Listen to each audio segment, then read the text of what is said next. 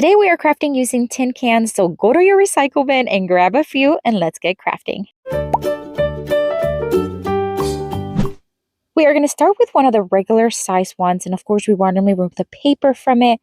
And don't worry about removing the little sticky parts unless you want to. I'm just going to sand them a little bit smooth and then rough up the rest of the can and then wipe it really well, especially because we're going to be painting this one. I'm going to make a different kind of shade of pink here. I'm just going to mix two different shades that I already have. I didn't want it to be too light or too dark, so I think mixing these two gave me the right shade. I'm going to paint the top of it. Now you choose whatever design you want, of course. We're going to create what will look like a pencil. So this is going to be the eraser part of it. And I'm just going to do maybe about 1.5 inches, give or take. And of course, you want to do as many coats as you want.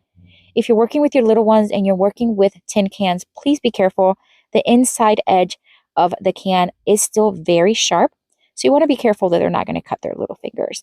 So you may want to hold it for them and they can paint. So I just free-handed it, but you can use tape if you want. Once painted and dry, I am going to take it outside and just seal everything with a top clear coat to seal it in. And then once dry, we're going to bring it back in, and I'm going to use some of these little sticky letters that I found at Dollar Tree. I'm going to take the N, the O, and the other one is a Z, but it kind of looks like a 2, so we're going to use it as a number 2. But we're going to place the N and the O as the number 2 because, of course, this is going to mimic a number 2 pencil, which I think it's so adorable. And then again, this is the letter Z, but I'm going to use it as a 2. And I'm going to use it as a pencil holder. But yes, you can use for whatever you want. Markers, crayons, whatever. Love the way these turned out. Oh my gosh, it's so stinking cute. Let me know what you think of this one down in the comments.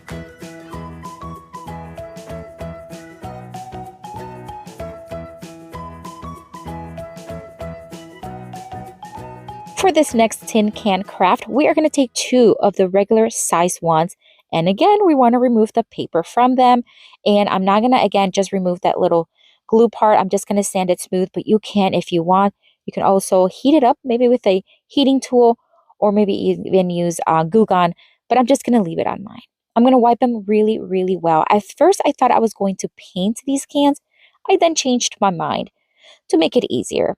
On one of the cans, I'm going to place some of these wooden beads. It does not matter. You can also put small stones, rocks, or even gemstones, whatever you have. I'm also going to use 2 balloons. These are the larger kind. It does not matter the color unless you want a specific color. I'm going to cut off the neck portion of it and just leave the little rounded part and place 1 over each can. Then we're going to take some rubber bands. Again, it does not matter the color. I'm just going to pick a white and a yellow. We're going to pull the balloon really tightly so it's nice and tight and smooth at the top, and then place the rubber band around this. It's just going to hold it in place. We're creating some instruments. One's going to be a drum and the other one's going to be kind of like a maraca style.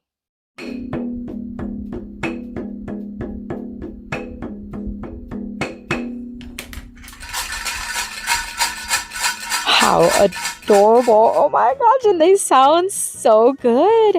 You can make as many as you need to for your kids. Love to know what you think of this one. Let me know down in the comments.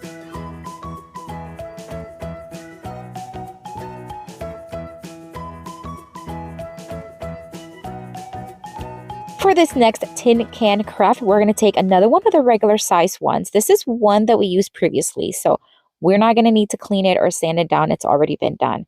I choose these 3 colors because it's just what I wanted to do. You can choose whatever color scheme you want. You can do the whole thing in one color. You can also leave it the way it is, or you can add stickers, whatever you want. I'm going to add a stripe to the bottom in the blue. Then I'm going to move on to orange, and then I'm going to move on to red. Again, this is just the colors that I picked. No specific reason.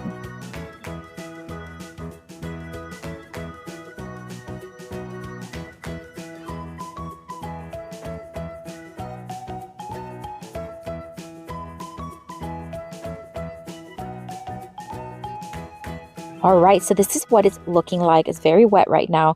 I'm going to let it dry just a little bit. In the meantime, I'm going to bring in some of these ribbons. This is just part of a pack that I got at Hobby Lobby. And I'm just going to cut them. They're about maybe 18 inches long, give or take. And I want 3 of each design. So 3 of the pink, 3 of the rainbow, and 3 of the orange. And again, this is just ribbons I had. You can pick whatever colors you want. Now for the next part, I am going to use my drill and a drill bit to be able to drill a hole right through the top. Yes, you can use a nail and a hammer if you have that as well. I'm going to then take this black jute string. It does not matter what color it is as long as it's strong enough to hold. And I'm going to thread the two ends right through the hole. Carefully grab it from the inside. Again, be very careful because it could cut you. And then we're going to cut off the excess, and this is going to be what we'll hang the can from.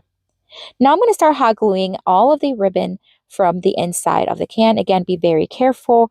And then this is just going to be however many you want. It does not matter. This is just going to flow in the air. And I'm going to show you here a little video that I took, and I think it's so adorable. You can make it 4th of July theme, whatever you want.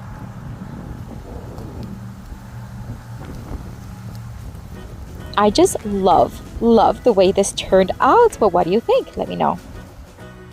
For this next tin can craft, we are going to take one of these smaller cans. These are from some Vienna sausages, but you can also use the tomato sauce cans.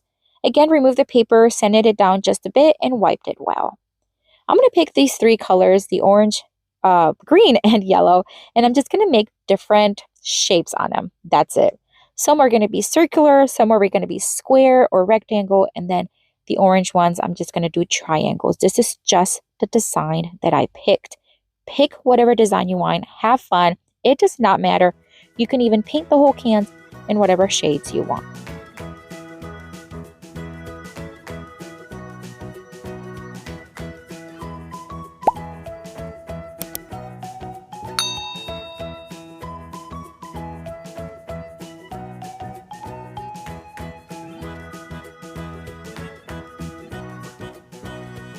All right, so I set them to the side to dry, and then once dry, the goal is to get them to kind of be nestled inside each other just a little bit. So I'm going to drill a hole again on the bottom portion, and then I am going to thread more of that jute string, similar to what we did earlier, but this is going to basically just going to be one inside the other, and it's going to create a little chime.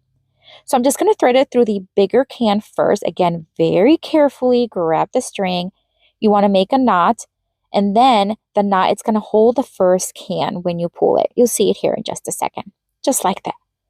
Now we're going to pull it out again. We're going to thread it through the small can, same process, and then grab it very carefully and make another knot. Now this is when you want to make the knot very loose, because if you need to adjust where the can is going to land, you want to be able to untie it and do it again as many times as it needs.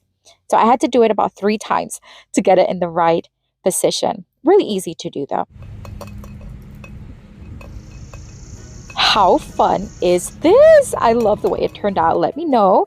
And I have another video here for you with tons more of DIY crafts inspiration. Check it out. I'll see you later and have fun crafting.